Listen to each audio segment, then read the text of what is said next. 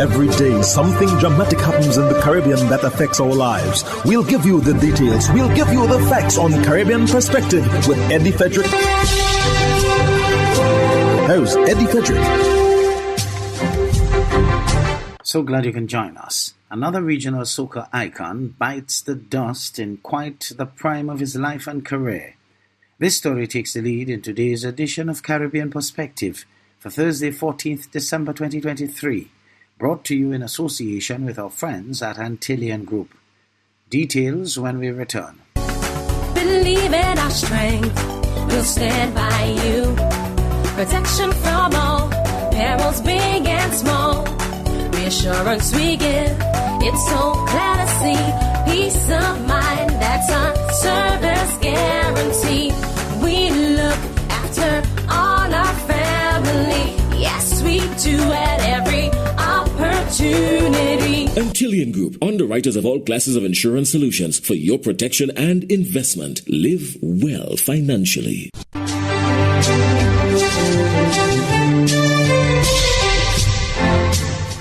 Welcome back.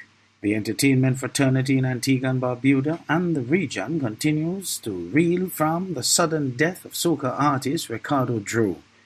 Members of his family and entertainment colleagues wept at the Sir Lester Bird Medical Center as the 38-year-old's passing was confirmed. Terry Andrew of ABS News reports. On Sunday, December 10th, Ricardo Drew performed for the last time. And like his entire career, fete-goers were in a frenzy as he delivered his hits. 48 hours after what turned out to be his last performance, this was the scene at the Sir Lester Bird Medical Center, as close friends and family were in shock and had to be consoled as news of Drew's passing spread.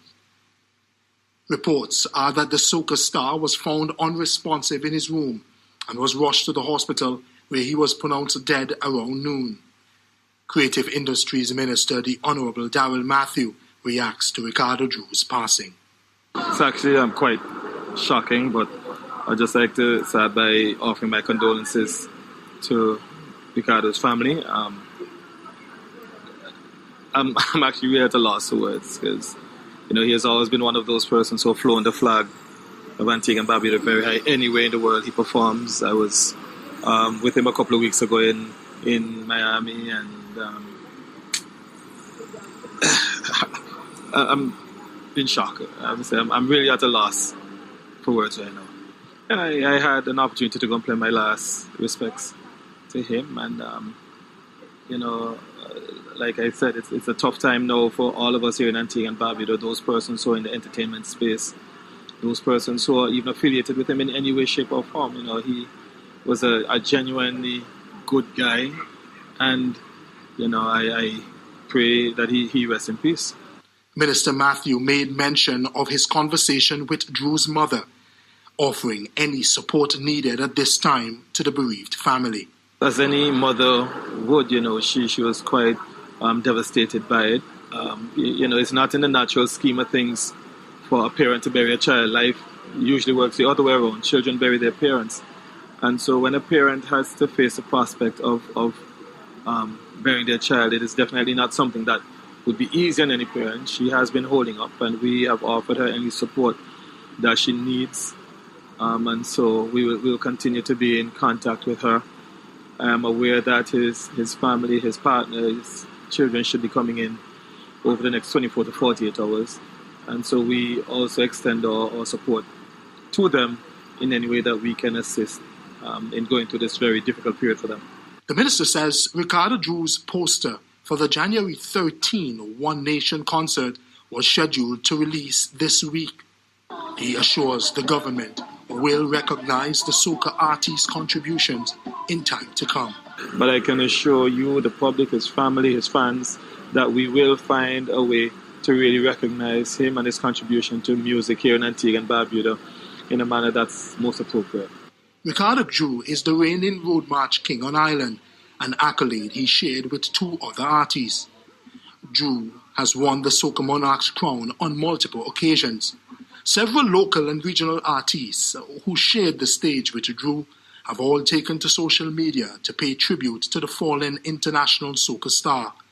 While Ricardo Drew had stopped competing here on Island, he and his team gave soca lovers Drew's Day during the carnival celebrations, where friends of Ricardo would all perform and show support to the soca sensation. While Antigua and Barbuda, the region, and the soca world pay respects to Ricardo Drew, it is only fitting because as a father, a producer, a songwriter, an artist, and a friend, he had stamped his name in the hearts of fans all around the world. Terry Andrew, ABS News. In other news, political analyst Dr. Winford James joins the many voices saying the government of Trinidad and Tobago is taking the right stance in the Venezuela-Guyana dispute. TV6's Nicole M. Romani has more. The government has maintained that it will not intervene in the situation as part of CARICOM policy. Ralph Gonzalez announced that his invitation to moderate the border dispute over the Essequibo region has been accepted by Venezuelan President Nicolas Maduro and Guyana's head of state Irfan Ali. Dr. Gonzalez is pro tempore president of CELAC, the community of Latin American and Caribbean states. But on Monday, Dr. Winford James says we are yet to see the outcome. I don't think Dr.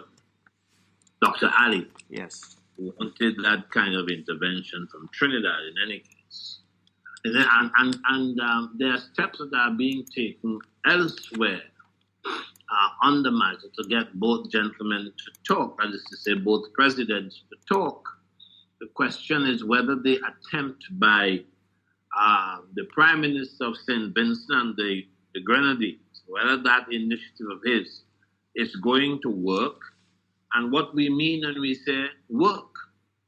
But Dr. James also does not believe Venezuela will use its military forces on Guyana. So I cannot even think that Venezuela could invade Guyana, and that would the invasion is a means by which they are going to recover. That's from their point of view. Yes. Lost territory. Dr. James says he does not want a war. He notes that there is the looming risk of the response from the United States if Venezuela invades. No Caribbean country is going to support Venezuela here. And certainly we haven't heard any of the Spanish-speaking colleagues of Venezuela saying, Maduro, we are standing with you. Notice that has not happened. It hasn't happened because there is a fear that Venezuela would be set upon by the United States. Further, he stresses that this country needs to let its voice be heard. We've got to make noise in Trinidad and Tobago. More noise should be made. By no means should we have war coming to this place that has been beautifully described by the United Nations as a zone of peace. He says all parties should abide by the laws set out by the United Nations. Nicole M. Romani, TV6 News.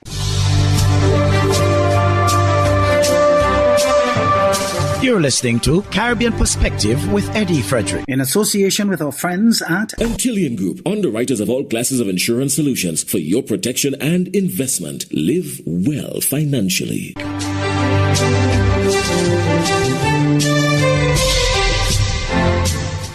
So Sridhar Ramphal has added his voice to the Guyana-Venezuela border dispute. The former Commonwealth Secretary General has offered his support for the talks set for Thursday in St. Vincent and the Grenadines between President Irfan Ali and Venezuelan President Nicolas Maduro in the wake of the border dispute. Here is Mark Bassant of TV6 News with some details. Sir Sridhar, Ramphal said it is important that the limits of the talks are understood and that false expectations should not be encouraged. The meeting was brokered by CARICOM and the Community of Latin American and Caribbean States, CCLAT, has raised salient questions about what exactly will be discussed, since Guyana has made it crystal clear that the border controversy and the path for its settlement at the International Court of Justice will not be up for deliberation. Sir Sridhar Ramphal applauded CARICOM for its role in the process, saying, open quote, For decades, CARICOM has been the most vocal and consistent supporter of Guyana with regard to the Guyana-Venezuela border controversy. Never was that support more evident than when its heads of governments held an emergency meeting in that context on 8th of December 2023. They did not falter. CARICOM heads repeated where they stood on the most critical aspects of the current situation. Close quote. Sir Sridhar Ramphal said there was no call for any discussion on the controversy over the Essequibo region. Open quote. It is within those parameters that Guyana's president has responded positively to the region's call for an appropriate dialogue with Venezuela's president, Nicolas Maduro. Guyana has always urged Venezuela in a direction of peaceful coexistence. All Guyanese should bolster President Ali's efforts in this regard. Close quote. Mark Besant, TV6 News. Guyana's opposition leader Aubrey Norton urges a firm stance in President Ali's talks with Maduro. HGP's Shemar Allen reports on the expectations and political perspectives surrounding these crucial talks. Opposition leader Aubrey Norton fully supports President Irfan Ali's position to refrain from discussing the ongoing Guyana-Venezuela border controversy at the upcoming meeting with counterpart Nicolas Maduro. Over the weekend, leaders representing CELAC and CARICOM brokered a meeting between the two presidents to quell the increasing tension between the South American states, which is fueled by Venezuela's aggression. From the inception, we made it very clear that on the issue of our border, controversy in relation to our border, there is absolutely no compromise.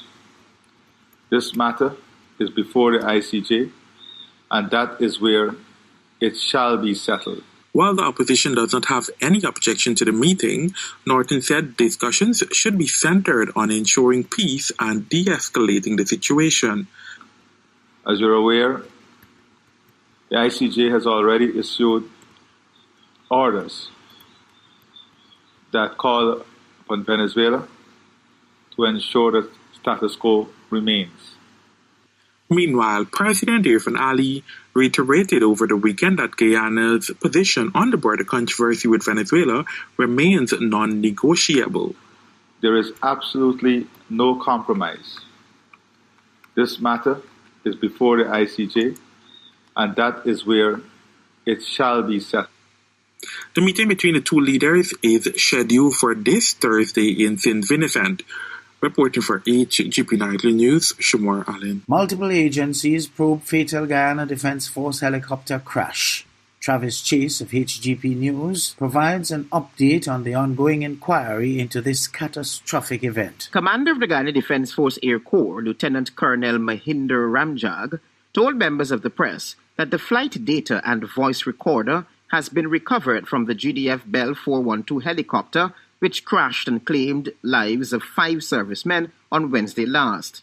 Speaking at a Saturday morning press conference at the GDF headquarters at Ghana, Chief of Staff of the Guyana Defence Force Brigadier Omar Khan explained that the Guyana Civil Aviation Authority and the Guyana Police Force will lead the investigations into the fatal crash. There is a phase now we are going into, which is the investigation phase. And that is outside of the remit of the Guyana Defence Force. We will now have the Guyana Civil Aviation Authority, along with the Guyana Police Force, will conduct their investigation. Because we are part of this operation, we will have to provide the information to those investigators. The helicopter crash claimed the lives of Brigadier Gary Beaton, Colonel Michael Shahood, Lieutenant Colonel Sean Welcome, Lieutenant Colonel Michael Charles, and Staff Sergeant Jason Khan. Lieutenant Andy Crawford and Corporal Dwayne Jackson survived the crash and were extracted from the crash site on Friday last. The debriefing of those 2 survivors will be done by the investigators. You will have a further update on that as the investigation unfolds. The Chief of Staff, while highlighting that the Guyana Defence Force has already established a board of inquiry to conduct its own internal investigation, said the force would not answer all the key questions when asked by members of the press. We will have to investigate, find out what was done in details, and provide same to the investigators. I would want to say at this point in time, while I respect the desire to have all of these information, we want to speak to the right people. We want to talk to the people who are on the ground, the survivors. So we cannot pronounce on that right now. I prefer the investigators to go to the people who are operating in the aircraft, the survivors, for example, so we'll have that information. The helicopter bearing registration mark ARAYA was reportedly on a command mission to visit troops on the western border of the country when it crashed. When I asked about preliminary information the GDF may have, this was the Chief of Staff's response. So what might have caused the accident? No, we don't have that. And we prefer to wait on the investigation. Travis Chase, HGP Nightly News.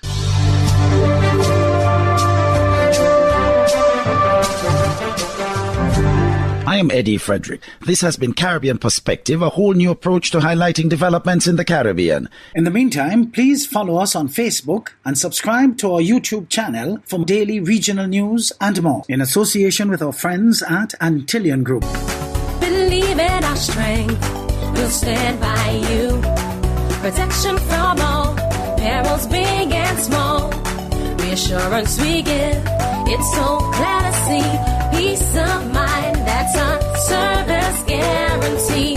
We look after all our family. Yes, we do at every opportunity. Antillian Group, underwriters of all classes of insurance solutions for your protection and investment. Live well financially.